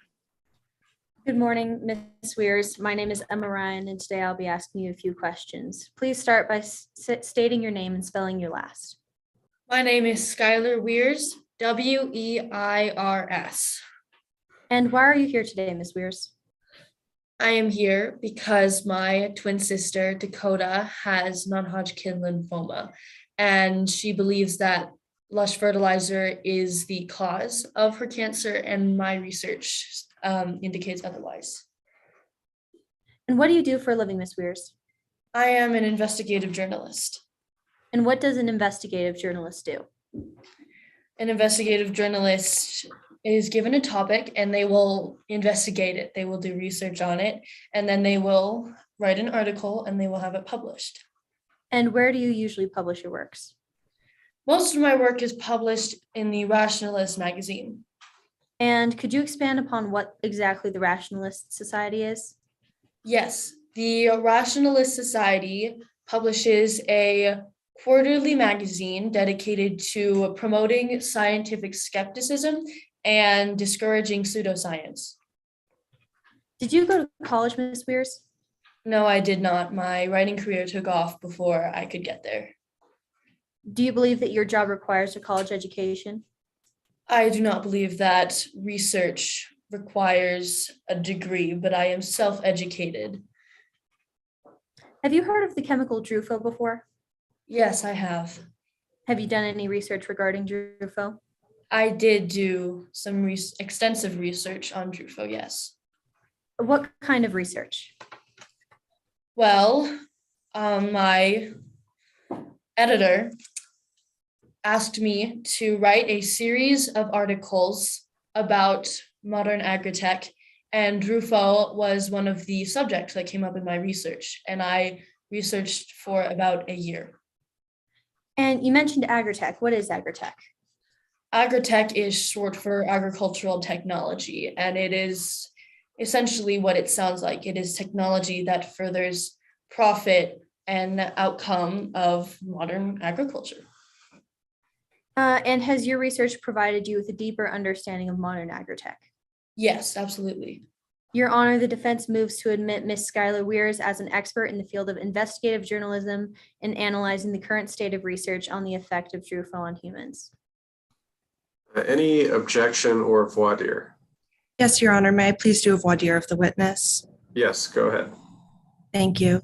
Good afternoon, Skylar. My name is Olivia Moraine, and I'm going to ask you a few questions. You're currently employed as a freelance journalist, correct? Yes, that is correct. And you write articles on a wide range of topics, don't you? That is correct, yes. So you aren't a specialist in any one area, are you? My research has given me further knowledge on certain topics, but I'm not an expert in one particular subject, no. In fact, you don't have a specialized education in any area, do you? Besides self-education, I do not have, no. You didn't go to college, did you? No, my writing career took off before I could get there, like I stated previously. So you have no degree in data analysis? No, I do not. You also have no official training in data analysis, do you? Besides self-education, no. And you have no medical degree, do you? I do not know. Nor any training whatsoever in the medical field? Nope. And thus no working understanding of diseases like non-Hodgkin lymphoma, right? I do not have an in-depth understanding of non-Hodgkin lymphoma particularly, no. And you have no degree in chemistry? I do not know. Nor any training in toxicology, right? I do not know. Nor any experience in the scientific field at large, do you? Besides my extensive research, no. No. You don't even have a degree in journalism, do you? I do not know. Nor do you have any training in the many facets of journalism to compensate for your lack of a degree, right? Besides experience, no. So no training, no. Not professionally, no. You haven't been educated on how to properly analyze a source, have you? Self-education, but otherwise, no. So no, you haven't received formal training in detecting prejudices, right? No, I have not. You haven't even been officially educated on how to write an unbiased article, have you? I do have not, no. Your Honor, based on the witness's admission that they have no degree or training in the areas of data analysis, nor the medical field, nor chemistry, nor toxicology, nor the scientific field at large, nor journalism, which includes analyzing sources, writing unbiased articles, and detecting prejudices, I strongly object to her being allowed to give expert testimony in any of those areas. Let me ask for, we're in a constructive sidebar outside the presence of the jury. Let me ask for an offer of proof from counsel for the defense. What's the nature of the opinion testimony you'd like to offer from this witness?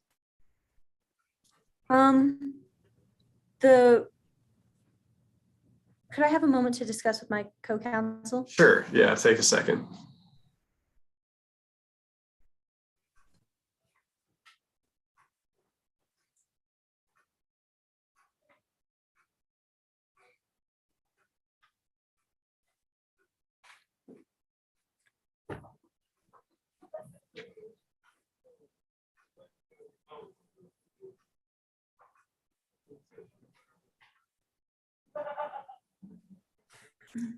We would like to admit her as an expert on the field or on the basis of education on DRUFO. Self-education is an education. So I guess my question is, are you intending to ask her about DRUFO and how it works and what it does? We don't want to ask her how it works or how it's used. We want to ask her what she's learned about it in her research. All right. I'm gonna find that she is not qualified to regurgitate what is contained in the research that she's found, but I will admit her as an expert in the field of investigative journalism based on her experience. And if you want to ask her questions about conducting research generally and about the existence of articles of one type or another in her research, I think that would be fair game. But I'm not going to allow this witness to recite or quote from articles that are out there. But if she wants to say, for example, she has conducted a search and there are no articles in which DRUFO is found to be a cause of cancer, I think that would be permissible, just by way of example. So. Thank you, Your Honor. Go ahead whenever you're ready. What have you learned about DRUFO in your research? I have learned that DRUFO is an incredibly strong bonding agent. Objection, Your Honor. Sustained. Have you heard of Lush Fertilizer, Inc.? Yes, I have. How have you heard of them? Well, that is the company that is being sued today. And they also produce a fertilizer, the only fertilizer to my knowledge that contains DRUFO. And my sister used that fertilizer while working at Haven Landscaping. I'd like to talk to you more about your relationship with Dakota. So, Ms. Weirs, what is your connection to the plaintiff today? Dakota is my twin sister. And did you and your twin grow up in the same house? Yes, we did. Did you go to school together? Yes, we did. Did you two grow up in similar environments? Similar, yes, we did. At what point did your environments differ from one another? Well, one major differentiation is that I am allergic to grass. So when Dakota went to go work for Haven Landscaping, I was not able to.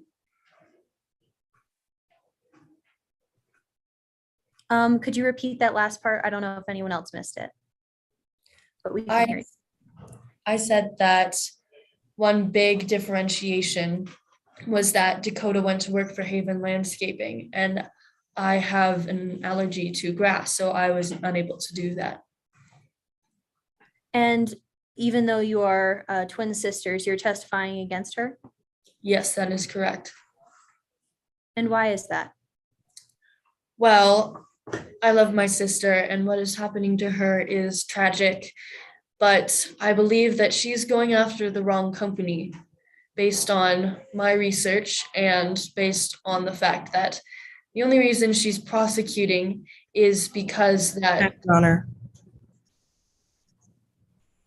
I'm sorry, what's the basis of the objection? Speculation. The witness doesn't have a personal knowledge of why her sister is doing what she's doing. Response to speculation? Your Honor, my witness is just testifying as to what she knows about her sister as an individual and why she is here today. Yeah, I'm going to sustain. If you want to rephrase that question for this witness to testify based on her own personal knowledge or observations, I think that would be fine. But as that question was phrased, I think it does call for speculation. How do you make your money, Ms. Weirs? Like I stated previously, I am an investigative journalist, and I also have a part-time job at Applebee's. Do you have any financial issues that may cause you a problem today? I do have a previous gambling debt that I am working very hard to fix, and that is why I am currently working 2 jobs. And has your sister's unfortunate condition impacted your family life at all? Yes, besides the fact that cancer is a big factor in any family. Our mother passed away recently, and she had been helping me with my debts, but after she passed on, my father refused to give me any financial aid, and he has been directing all of his money towards Dakota, which I'm not resentful about, but it has affected me financially. Thank you, Your Honor. No further questions. Thank you. Cross-examination? Yes, please, Your Honor. Thank you. Ms. Weirs, I'd like to ask you about your personal relationship to this case. You have a deeply personal connection to this case, don't you? Yes, I do. Because you're related to the plaintiff, aren't you? That is correct, yes. In fact, you're twins, aren't you? That is correct, yes. But you yourself would be the first to admit that you don't have the, quote, typical close twin relationship, wouldn't you? That is also correct, yes. In fact, things with Dakota have been on the rocks lately, haven't they? Yes, that is correct. You like to gamble, don't you, Miss Weirs? I did get into a unfortunate bout with March Madness, but I no longer sports gamble, no. Objection, relevance. Response to relevance. Your Honor, I'm laying a foundation for the personal bias this witness has against my client in this case. Help me understand, if you can, the relationship between her gambling problem and the bias related to your client. Sure, Your Honor. Well, after a bad bout of gambling a few years ago, Miss Weirs unfortunately ended up in quite the hole. And after her father stopped supporting her, that was because of Dakota's cancer and his resentment. So I'm laying the foundation to establish that Miss Weirs is, in fact, has a bias against my client because her gambling has led to an unfortunate financial situation. All right. I think might be a bit thin, but that probably goes to weight versus admissibility. So I will overrule the objection. Miss Weirs, I'll just ask again. You like to gamble, don't you? I used to, but I don't anymore. You don't anymore because you got into a bit of trouble lately, haven't you? Yes, that is correct. In fact, you lost so much that you still haven't been able to this day to pay off your debt, right? That is correct, yes, but I'm working very hard to remedy that. And to make matters worse, you have to work so hard because your father cut you off completely, didn't he? Yes, that is correct. But your father's still supporting Dakota, isn't he? Yes, he is helping with the medical bills. So he'll fully support Dakota, but he won't help you at all, right? That is correct, yes. That must be very frustrating, Ms. Weirs.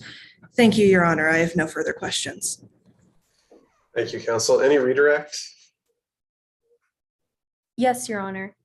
Ms. Weirs, your relationship with your twin sister goes beyond monetary value, correct? Yes, that is correct.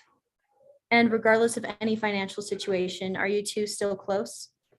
We may not have the stereotypical closeness, but I love my sister and I sure hope that she still loves me.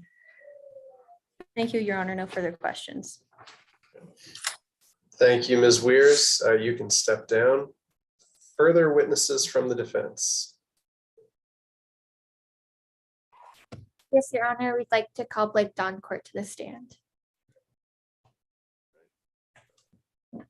There he is, Mr. Doncourt. You've already been sworn in, so counsel, whenever you're ready, go ahead with direct. Good afternoon, Mr. Doncourt. My name is Molly Goodwin, and I'll be asking some questions this afternoon. Good afternoon. Please start off by stating your first name and spelling your last name.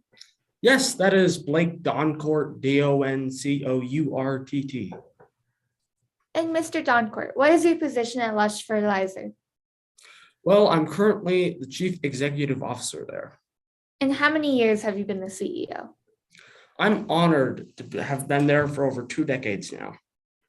And can you tell me about some awards that Lush Fertilizer has received for its charity work? Yes, in Objection. 2000. I'm sorry, and I'm going to ask all attorneys, when you state an objection, go ahead and include the basis for the objection. Yes, sorry, Your Honor. I have 2 objections, relevance for one, as well as improper character information under Rule 404. All right, let's start with relevance, response to relevance. Okay, Your Honor, I'm simply laying a foundation for how our company uses the profits. The plaintiff has impugned the motive in their case, and we are responding to that. Yes, and let's hear a response to 404.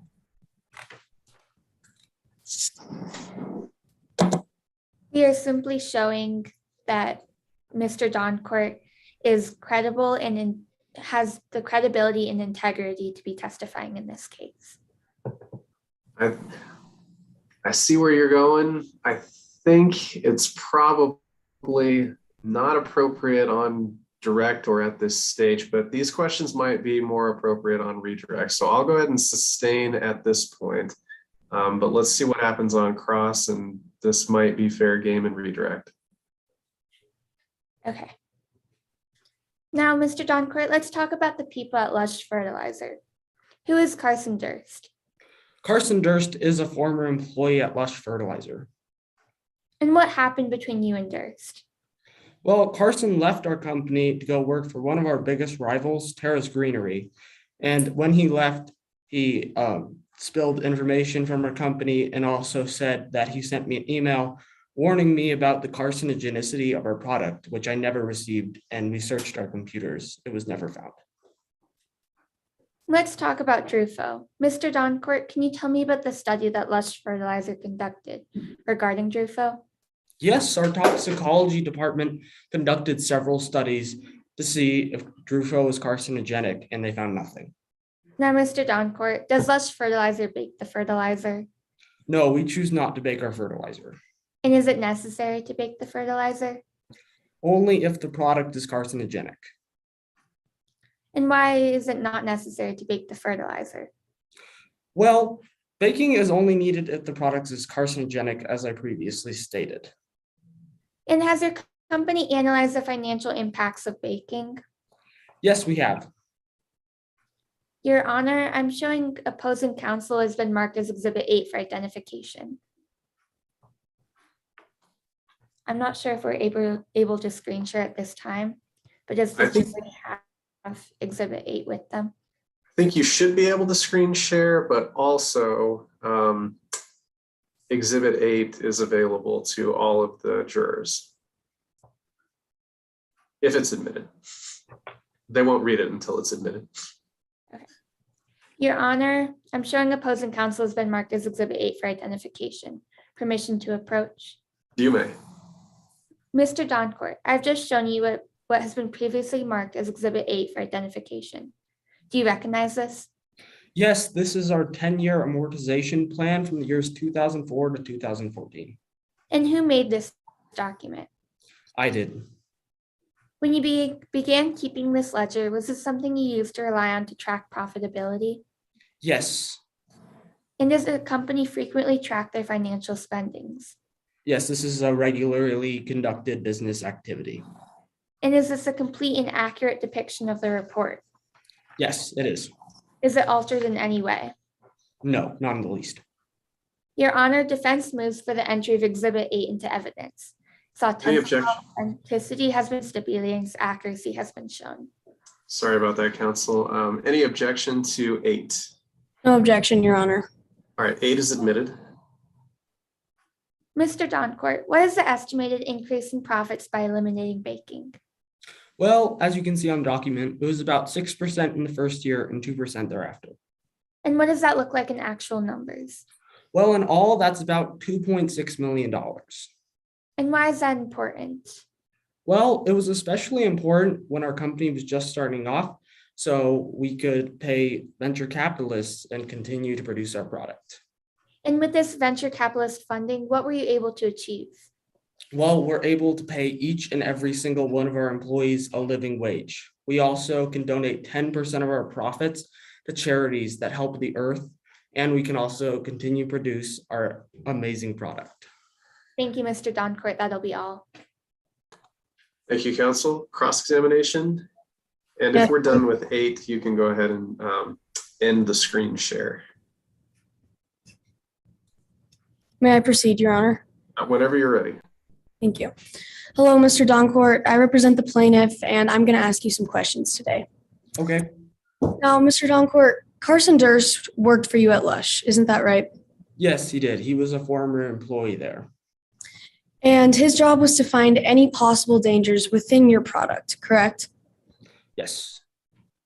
And you just testified that Carson was a regrettable disappointment when working for Lush, isn't that right?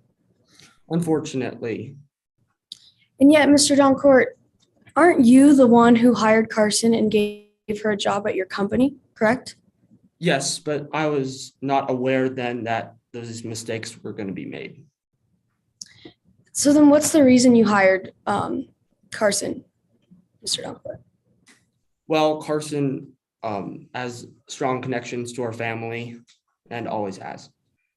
So you're saying that you put familial connections above the actual quality of your employees. Isn't that true? Yes, along with the fact that Carson had shown good credentials for the job. Moving on, Mr. Doncourt, I'd like to turn your attention to your company's fertilizers.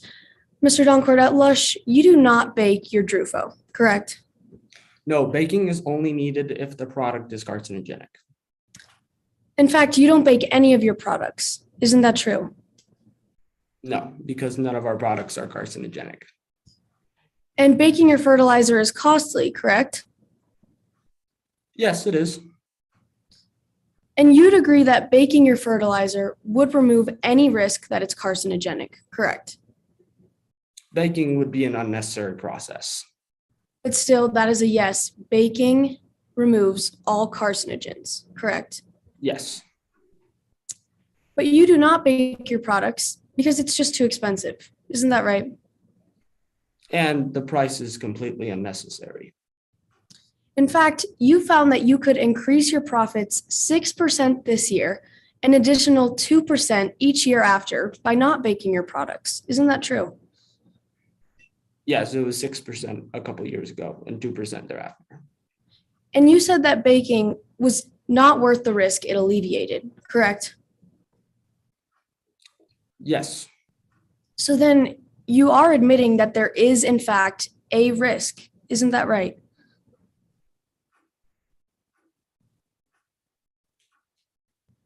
No. But in your statement, Mr. Doncourt, you didn't say that there was no risk. You said that there was a little risk. Right. I misspoke. So just to clarify for the jury, Mr. Doncourt, You are admitting that there is in fact a risk of not baking your products, isn't that right? If any, very small. But if you baked your product, then there would for sure be no risk, correct? Objection, Your Honor. Asked and then answered. Overruled. Thank you, Your Honor. Mr. Doncourt, do you need me to repeat the question? Yes, please. If you baked the product, there would for sure be no risk of carcinogenicity, correct? If there were any risk for carcinogenic, baking would get rid of it. Thank you. No further questions. Thank you, counsel. Any redirect? Yes, Your Honor. Now, Mr. Doncourt, why didn't you bake your fertilizer? Well, as I previously stated, baking is only needed for carcinogenic products, which ours is not. Thank you. That'll be all. Thank you, counsel. Thank you, Mr. Doncourt. Further witnesses for the defense? No, Your Honor, that'll be all. All right, so the defense has rested. I think now we move to closing arguments. Does anyone need a short break before closings? No, Your Honor. All right, nobody is asking for one, so we can move straight into closings. Does the plaintiff wish to make a closing argument? Yes, please, Your Honor. All right, whenever you're ready. Thank you. Lush fertilizer cost Dakota Wires everything. Before you sits a young girl whose very life has been destroyed because Blake Doncourt and the Lush Corporation simply didn't care enough to expend the minuscule cost of ridding their products of carcinogens. Mending Drufo wouldn't have costed the defendant much, but it cost Dakota Wires everything she had. The plaintiff's burden in this case is to prove our claims by a preponderance of the evidence. As the jury, this means that to rule in favor of Dakota, you need only find that the claims set forth by the plaintiff are more likely than they are not.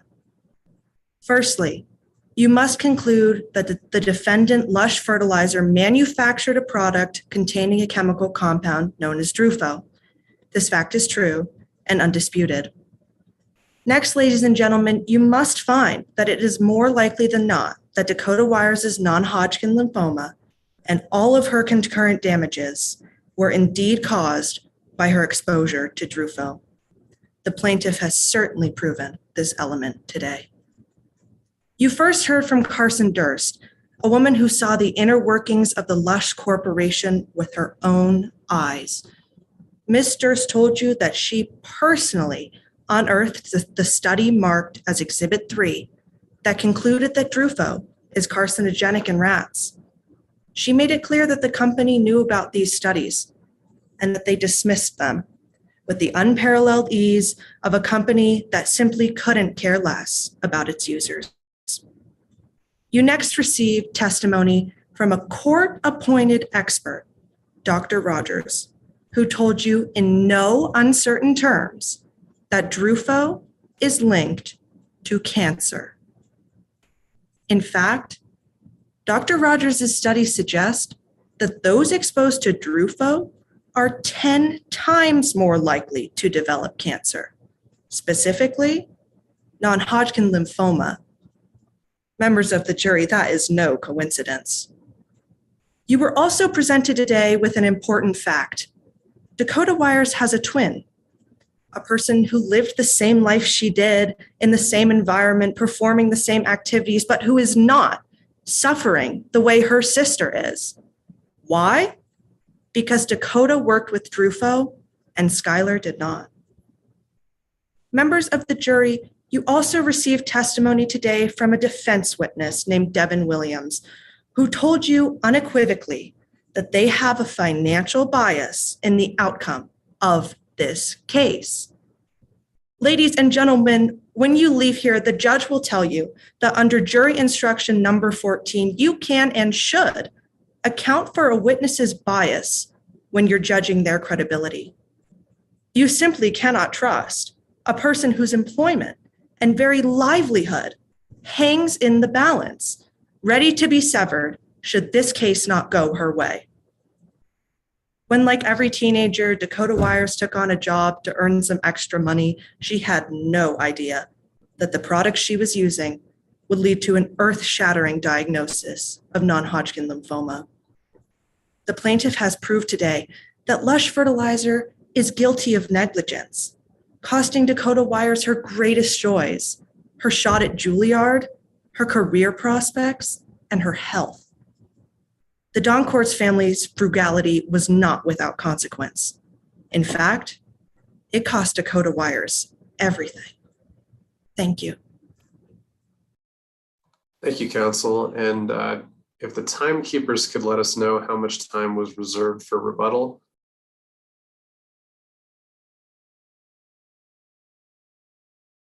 All right, looks like 1 minute is reserved for rebuttal. Does the defense wish to make a closing argument?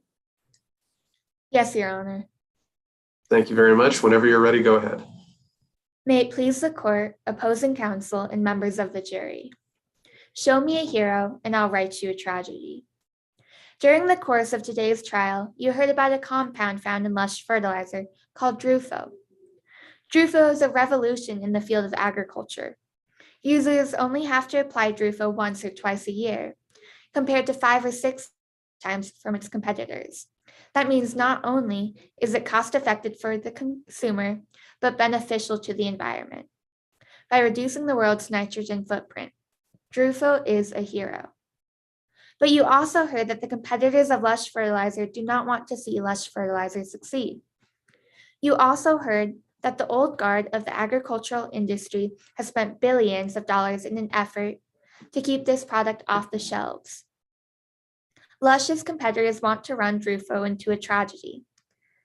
Lush's competitors spread these campaigns throughout the country and into the living room of one Dakota Weirs.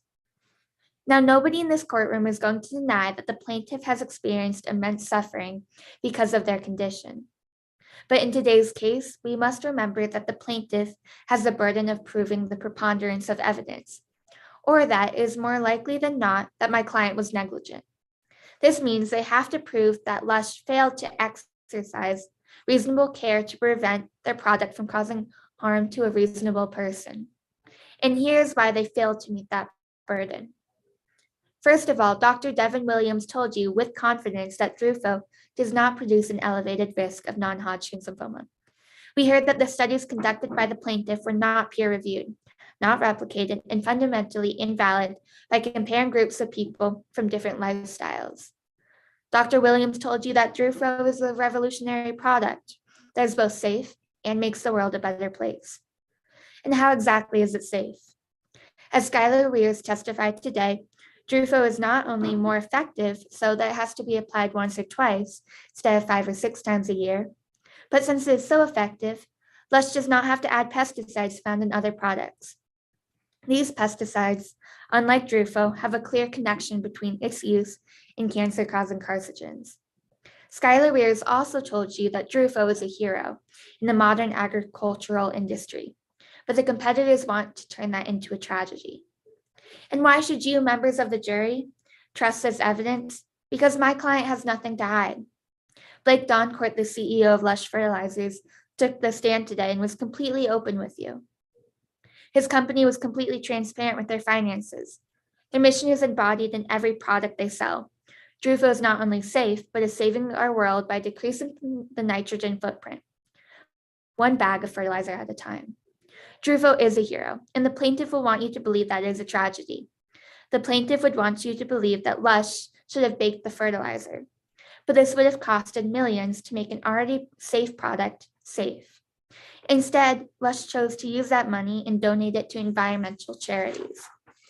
The plaintiff would want you to believe that Lush Fertilizer knew that it caused cancer, but members of the jury, this is advanced by Carson Durst, a disgruntled former employee who was unqualified for the job then, just as they are unqualified to testify now. Carson Durst was terminated for poor performance and took the stand today as an employee making significantly more money at one of the competitors who wants to turn Drufo into a tragedy. Finally, the plaintiff will want you to believe that Drufo is the sole cause of the horrible condition. But we heard today that the plaintiff frequently failed to wear protective equipment. We also heard that the plaintiff spent a significant amount of time working with many different fertilizers. That, members of the jury, is negligence. She failed to wear protective equipment. She picked Lush Fertilizer because she was watching news over a year after her diagnosis. She is watching the direct results of the competition's attempt to turn the hero into a tragedy. Members of the jury, my company has nothing to hide. They created a revolutionary product that is safe, profitable, and saves the environment.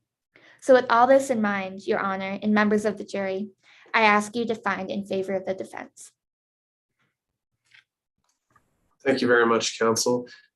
Does the plaintiff wish to make a rebuttal closing argument with the 1 minute remaining? Yes, please, Your Honor. Thank you. All right, whenever you're ready. The defense would have you believe that Blake Doncourt and the Lush Corporation are heroes. But members of the jury, you know that this is not the truth. You know that they consciously chose not to bake the carcinogens out of their products because they value money over safety. The defense would go so far as to blame this young girl for her own cancer, but Drufo's label made no mention of a risk of cancer. The defense wanted Skylar Weirs to tell you that claims against Drufo are lies, but she could not, because according to this court, she was not qualified to. Members of the jury, it is most certainly clear that Lush Fertilizer is responsible for Dakota's damages. In fact, their negligence cost this young girl everything. Thank you. Thank you, counsel. And thank you to all the participants. I think I speak for all of us when I say this was really enjoyable. I think what we need to do is take a few minutes, judges, scorers, to complete your ballots and submit them. And then once they're submitted, we can each, the three of us, take 1 or 2 minutes to give a few brief comments, but then these competitors need to move on to their next round. Judge Morrow, as your panelist score, if you want to give the kids some input, that would be terrific if you're interested in doing that, sir. Okay, great. Yes, I can go ahead and let me turn my video back on. Just want to say again, thank you to all the participants. I was particularly impressed with the doctors for both sides. I mean, you had me convinced that you were, real professionals. I mean, you guys did an excellent job. One observation I'd make about the exhibits was I personally thought exhibit 1 was a potentially very useful exhibit for the defense. So when you're on the defense side of this case, you might think about offering that exhibit, using it definitely in crossing the plaintiff, because it says pretty clearly on there that you're supposed to wear protective equipment when you're handling this. And I think that really supports your contributory negligence defense. So it's not a big deal that nobody highlighted that exhibit in this round. I just think it could be useful going forward. But I had fun observing you all. I really appreciate it. Ms. Ryan or Mr. Stoll, whenever you're ready, if you want to provide any input, feel free. I think everybody did a great job. It was fun to watch.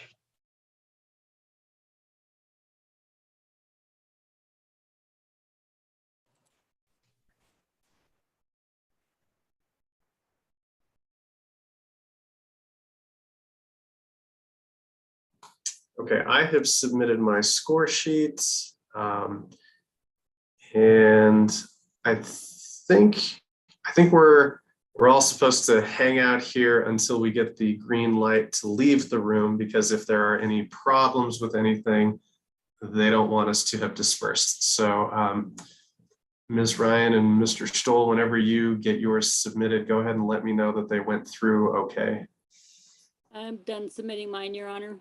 Okay, good deal. And did you want to say anything to the participants? Yes, I thought both teams did a great job. The witnesses were very knowledgeable, and that makes this more enjoyable when the witnesses know all the facts and everything. I thought the voir dire of the witness that I think Olivia did was excellent. I liked the fact that I think Audrey brought up in her cross-examination of Dr. Williams, the fact that, you know, there's a twin and they don't have cancer. So when you're testifying saying that, you know, this doesn't have anything to do with the chemicals, that, well, then why isn't the other sister also sick? I thought those were some unique points to bring out that I hadn't heard in other rounds. But both teams did an excellent job, and I agree with the judge. It was very enjoyable. Thank you. Thank you very much. Let me just reach out to the tournament director and make sure that we are all good to log off this round. It should only take a second. Judge, just give me 10 seconds and I'll have an answer for you. Just give me 10 seconds, please.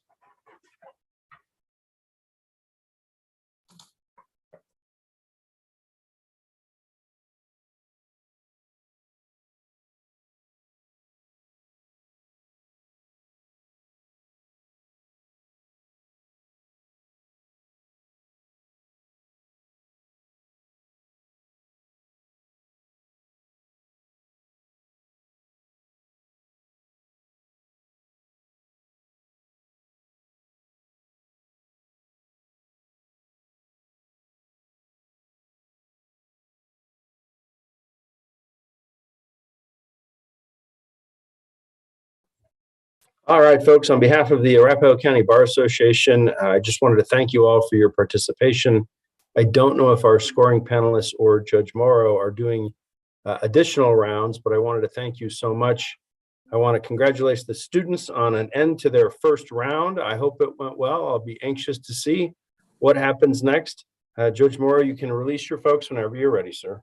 All right, thank you, everyone. Have a nice day. Good luck with the rest of the tournament. And Judge White, I will be back tomorrow afternoon to judge again. Look forward to seeing you then, sir. Take care, everybody. Bye. Thank you so much. Thank Thank you. you.